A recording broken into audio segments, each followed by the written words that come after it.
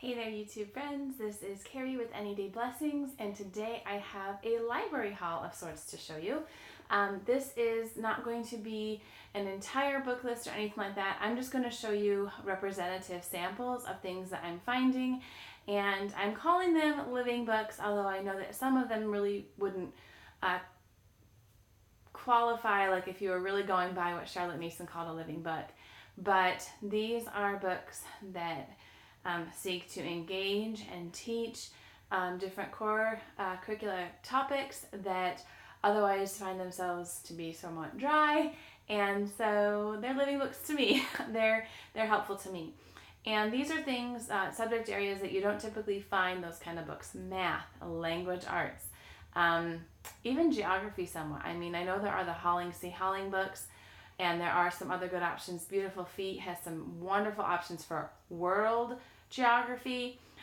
They found some terrific options there, but I haven't found as many for United States geography as I would like. I'm not so much looking for fun rhyming books about like the capitals in the states. I'm actually looking for books that tell the story of people who live in that area. Not the history so much, but just the day-to-day life in that particular area. So I have found some, and I have found some books for math and language arts. So I want to show you where I'm finding them, and I'm going to show you some samples of things that I have found at my local library that were from these different lists, and I'm just going to show you where I got the lists for these books, because I'm going to be getting them out from my library, so I don't have them all here to show you anyway, but I have come across some resources and lists that I really love and wanted to share with you all. So first of all, let's talk about geography. Okay, so I found, I don't have my other one with me. Oh, that's okay. I found a list on the Simply Charlotte Mason website. They have the visits to series, visits to North America, visits to South America. It's a whole curricula put together, and they have read aloud books for grades 1 through 3 that are picture books.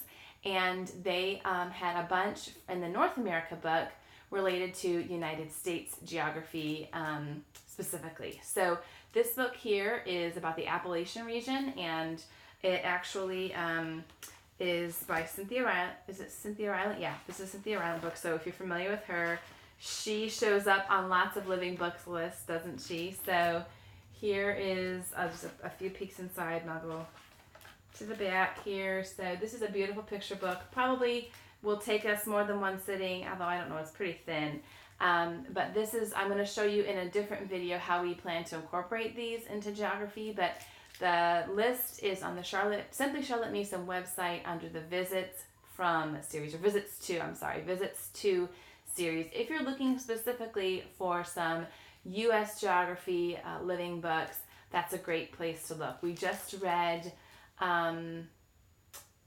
what was it called? It was a Gail Gibbons book, and it was really delightful. It was about the seashore in New England, because we just finished New England geography. So that was a great way to wrap up our study of that region, and now we're heading into the Appalachian region. Mid-Atlantic states, I guess is what it's called in our book. Okay, so next up, let's show you math. So I found a video on YouTube. I'm going to link it below, and I'll link below all these things that I'm telling you about. But the video on YouTube is by a homeschooler who got a bunch of math picture books from a retiring teacher. So just a ton of great finds there. You definitely want to take down her list and add that to your library wish list. But also in the Veritas Press catalog, which, another plug, get the catalogs, ladies. I would not have probably known about these books if I didn't have a catalog to peruse. So get the Veritas Press book and the Moving Beyond the Page catalog, okay?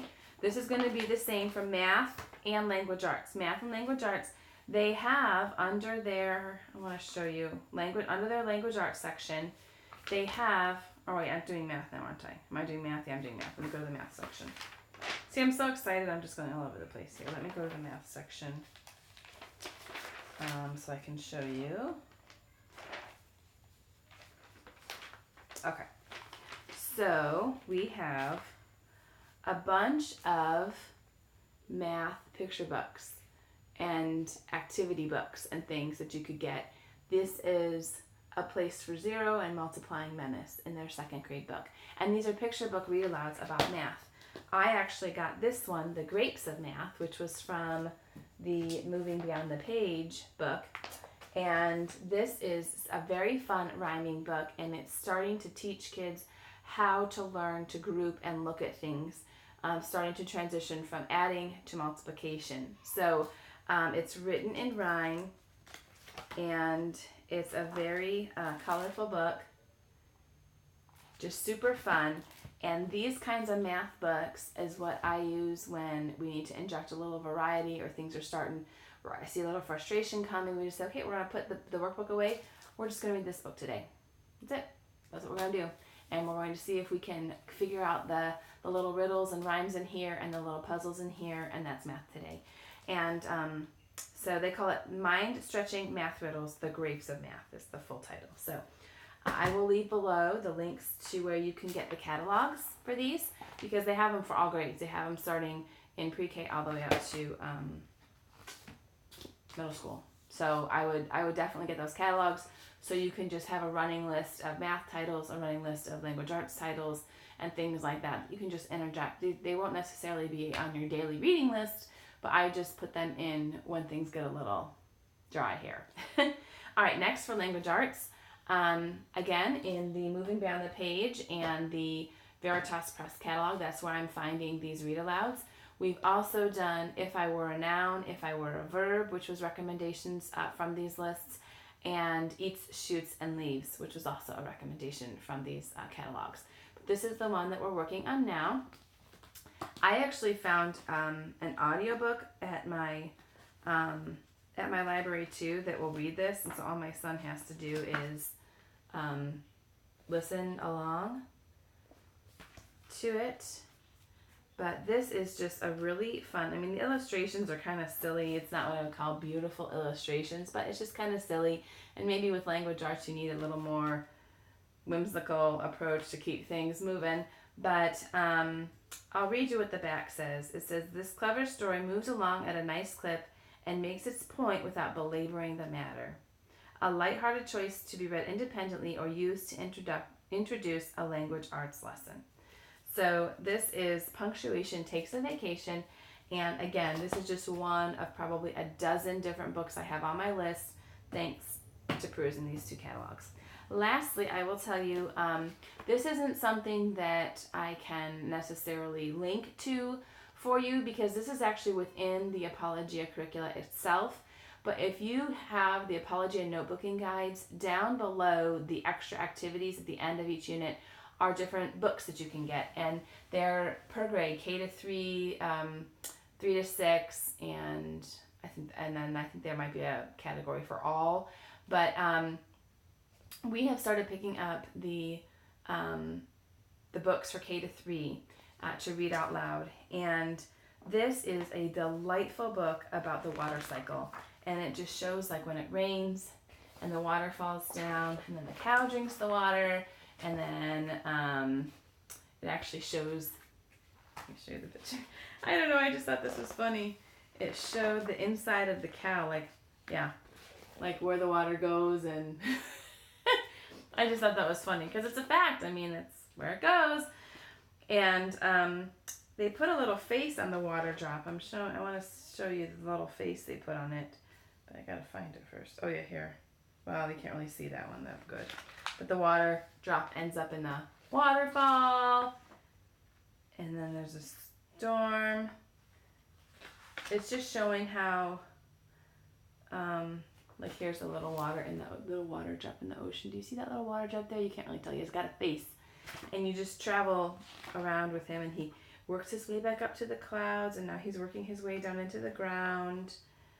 And then the farmer pulls up a glass of water out of his well, and he drinks the little water drop. So, I mean, oh, here, he's flying back up to the clouds. He's right there, flying back up to the clouds in evaporation. So, it's just a really fun story of the water cycle itself. And how we never run out of water, how the Lord has so beautifully protected our planet that, you know, the water just keeps on cycling and we won't run out. So I thought that was fun. Those are in the Apologia notebooking journal. So we have the junior one. I don't know if it's in the big one as well, or the older kids one as well, but in the junior one at least it has those book recommendations. So definitely if you're using an Apologia course, check out these books. We also did What's the Matter in Mr. Whisker's Room. It was such a fun way for my kids to wrap up the study of matter and really start to see that, you know, science isn't just, you know, a subject like right here in our little homeschool room, but it's applied, you know, in our daily life everywhere. And that book really helped to show that. Anything else I want to tell you? I don't think so. These are my two favorite places to find language arts and math living books, and then the Simply Charlotte Mason website is my favorite for geography. Now, history and science, I feel like the homeschool community really has a lot of wealth there already. So there's already plenty of sites to go to for that. But if you aren't a fan of the traditional Howling C. Howling style books for geography like we are, they just don't work for us. Check out the Simply Charlotte Mason lists on her website. You can see free samples of those teacher guides, and right in the early pages of those PDF samples, you can see the book lists that she recommends. So that's all I have for you today. This was my very small library haul. I actually have a bunch of other books here, but they aren't really related to this topic. But these are just some read-alouds we're going to be doing from the Memoria Press read-aloud section, which if you haven't checked that out, I will leave that link below too. It is just a tremendous set of books. If you still need read-alouds in picture book form for your older, like 3rd or 4th grade student, check out their website. Now again, I knew about that because I got the catalog. So I really just recommend you guys getting the catalog, because there's just lots of extra stuff in there that they can't really highlight on the website as much. They're highlighting, you know, the main curricula. They're not showing you all the other little doodads. So I really do recommend you getting the catalog and making these lists for yourself. If you have found other main resources of good language arts, math, geography type resources, or even science, that would, you know, kind of be in the living book category, please let me know. I am very familiar with, you know, the main sources out there, but if you found some like hidden nugget that I might not know about, I'd love to hear it. And as always, I hope this was helpful to you all, and please consider liking and subscribing here so you can see more to come. Take care, everyone. Bye-bye.